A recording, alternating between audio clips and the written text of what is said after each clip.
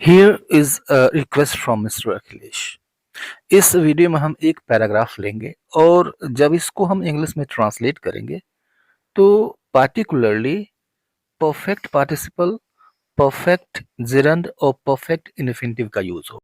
ये पैराग्राफ हमने लिया है ट्रांसलेशन के लिए, लेकिन उससे पहले ये जो परफेक्ट पार्टिसिपल या फिर परफेक्ट इन्फिनेटिव और परफेक्ट जिरंड का कॉन्सेप्ट है, इसे समझ लीजिए।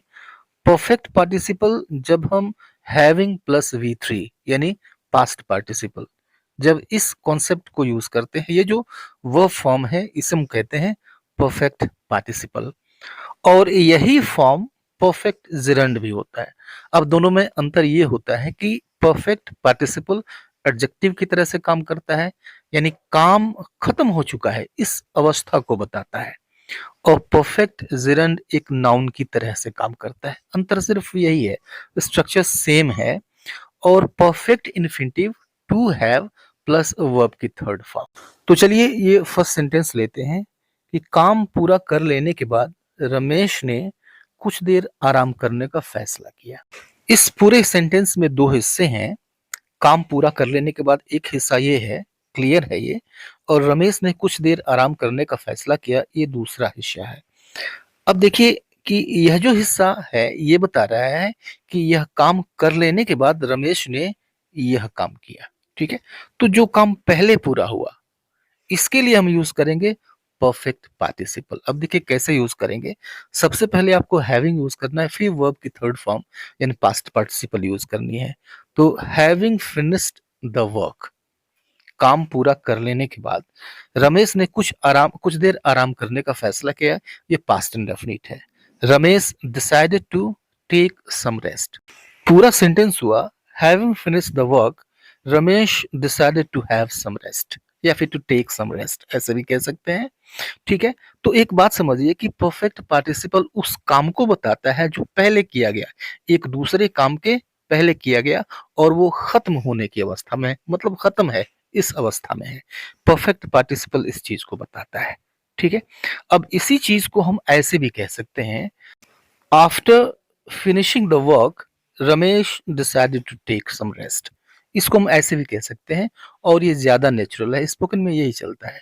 क्योंकि ये जो पहले वाला सेंटेंस है थोड़ा सा क्लिष्ट, थोड़ा सा डिफिकल्ट मालूम पड़ता है बोलने में भी और समझने में भी। तो जहां तक प्रेफर करने की बात है, इसे ज्यादा प्रेफर किया जाता है। अब इसी बात को हम चाहें तो ऐसे भी कह सकते हैं, after having finished the work Ramesh decided to take some rest. Grammatically ये भी करेक्ट है, लेकिन जब हम ये कहते हैं हैविंग फिनिश्ड, ये हमने यूज कर लिया, तो ये ऑलरेडी अर्थ ये दे रहा है कि ये काम पहले खत्म हो चुका है। तो इसका मतलब ये हुआ कि यहाँ पे आफ्टर की कोई जरूरत नहीं है। वैसे ग्रामेटिकली ये करेक्ट है। या फिर एक तरीका और है, इस तरह से भी हम कह सकते हैं, काफी इजी है। Ramesh finish the work and decided to take some rest, यानी रमेश ने काम खत्म किया और फिर आराम करने का फैसला किया, ऐसे भी लिख सकते हैं। तो आपको जो पसंद आए, जो आपको इजी लगे कन्वे करने में और बोलने में, आप वो यूज कर सकते हैं। दूसरा सेंटेंस लीजिए, उसे गलती करने का अफसोस था, या सेंटेंस फॉर्म ऐसे भी हो सकता है, उसे अफसोस था कि उसने गलती की। अब इस पूरे सेंटेंस को जज करिए कि एक तो यहाँ पे गलती हो रही है उससे, ठीक है, और फिर दूसरा अफसोस वो जाहिर कर रहा है। दो एक्शंस हो रहे हैं सेम सब्जेक्ट के द्वारा। अब देखिए इसमें पहले काम कौन सा हो रहा है, गलती उसने की, पहले तो गलती कर ली, अफसोस तो उसको बाद में हुआ। तो अब यहाँ पे जो काम उसने पहले किया, गलती की और इस बात का अफसोस किया, तो इस काम के लिए, गलती करने के लिए हम यूज कर सकते हैं परफेक्ट जिरंड। और यह जो परफेक्ट जिरंड है, जैसा कि मैंने पहले बताया, एक नाउन की तरह से काम करता है, और ये रिग्रेट का ऑब्जेक्ट बन के आ सकता है, क्योंकि रिग्रेट का ऑब्जेक्ट वो परफेक्ट जिरंड हो सकता है अगर कंडीशन बनती है तो अब देखिए कैसे यूज करेंगे। सबसे पहले लिखिए उसे अफसोस था, it means he regretted, past में है, ही रिग्रेटेड, उसे अफसोस था। अब ऑब्जेक्ट लिखिए, किस बात का अफसोस भाई, तो गलती करने का, means having made a mistake, having और फिर वर्ब की थर्ड फॉर्म, ये परफेक्ट जिरेंड है, हैविंग मेड अ मिस्टेक, गलती करने का। चूंकि ये नाउन की तरह से काम कर रहा है, ऑब्जेक्ट की तरह से काम कर रहा है, तो इसको हम परफेक्ट जेरेंड कहेंगे। He regretted having made a mistake. ठीक है।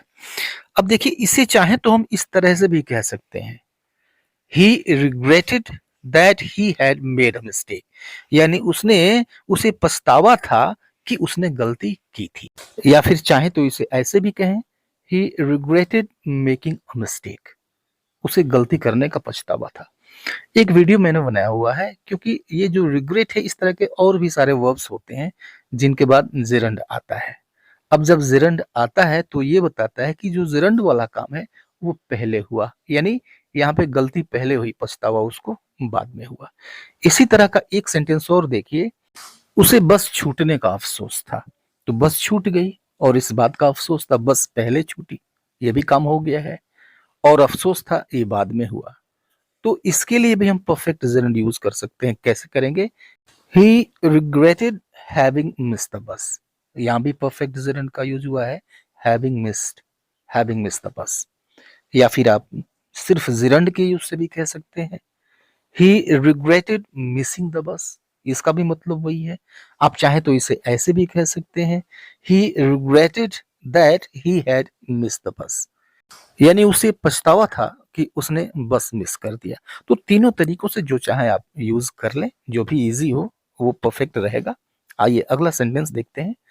वास्तव में उसने बहाना किया कि वह सब कुछ जानता था।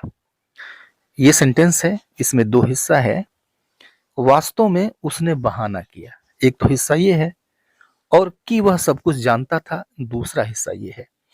आप चाहें तो इसको हम ऐसे भी कह सकते हैं, उसने सब कुछ जानने का बहाना किया, यहाँ भी वही बात है। तो अब देखिए कि इसमें पहले कौन सा काम हुआ, सब कुछ जानने का, और जानना एक वर्ब ये है जो कि पहले हो गया है, और बहाना किया ये दूसरा वर्ब है, और ये बाद में हुआ। तो प्रिटेंड होता है, बहाने करने का प्रिटेंड होता है। अब ये प्रिटेंड और साथ ही साथ सीम, अपीयर, क्लेम, ये कुछ ऐसे वर्ब्स हैं जिनके बाद हम परफेक्ट इन्फिनिटिव यूज करते हैं। ठीक है, तो प्रेजेंट के बाद हम परफेक्ट इन्फिनिटिव यूज कर सकते हैं उस काम के लिए जो काम खत्म हो चुका है। तो अब देखिए कैसे यूज करेंगे। वास्तव में मीन्स इन फैक्ट, उसने बहाना किया, ही प्रिटेंडेड, कि वह सब कुछ जानता है, to have known everything, to have और फिर वर्ब की third form to hold, to have known everything. पूरा सेंटेंस देखिए क्या हुआ, in fact he pretended to have known everything. ये परफेक्ट इन्फिनिटिव है, to have known, right, to have plus verb की थर्ड फॉर्म। या फिर आप चाहें तो ऐसे कहें, in fact he pretended that he had known everything, ऐसे भी कह सकते हैं। इसका भी मतलब वही है, वास्तव में ही प्रिटेंडेड, उसने बहाना किया, दैट की ही हैड नोन एवरीथिंग, कि वह सब कुछ जानता था। तो जैसा कि अभी मैंने बताया कि कुछ वर्ब्स होते हैं, सीम, अपीयर, प्रिटेंड, क्लेम, ये कुछ ऐसे वर्ब्स हैं जिनके साथ हम कंडीशन बनने पे परफेक्ट इन्फिनिटिव यूज करते हैं। कुछ और सेंटेंसेस लेते हैं, जैसे ऐसा प्रतीत हुआ कि वह सब कुछ भूल गया था। यहाँ भी वही बात है, ऐसा प्रतीत हुआ, ठीक है, ये बाद में होने वाला काम है। वह सब कुछ भूल गया था, ये उससे पहले हुआ काम है। तो सब कुछ भूल गया था, इसके लिए हम परफेक्ट इन्फिनिटिव यूज कर सकते हैं, क्योंकि सीन के साथ परफेक्ट इन्फिनिटिव यूज हो सकता है। कैसे कहेंगे? ही अपीयर्ड, ऐसा प्रतीत हुआ, he appeared to have forgotten everything. तो ये परफेक्ट इन्फिनिटिव है, he appeared to have forgotten, to have plus verb की थर्ड फॉर्म। और परफेक्ट इन्फिनिटिव भी एक नाउन की तरह से काम करता है। ठीक है, आप इसी बात को ऐसे भी कह सकते हैं चाहे तो, it appeared that he had forgotten everything. इसका भी मतलब वही है, ऐसा प्रतीत हुआ कि वह सब कुछ भूल चुका था, सब कुछ भूल गया था, ऐसे भी कहें। ठीक है, एक सेंटेंस और देखिए क्लेम को लेके, कि वह सब कुछ देखा हुआ होने का दावा करता है, या फिर ऐसे भी कह सकते हैं, वह दावा करता है कि उसने सब कुछ देखा है। तो दावा तो बाद में करेगा ना, देखा तो पहले उसने। ठीक है, तो जो काम यहाँ पे पहले हुआ, इसको इसके लिए हम यूज करेंगे परफेक्ट इन्फिनिटिव, और ये ऑब्जेक्ट बन के आएगा किसका? क्लेम का। कैसे?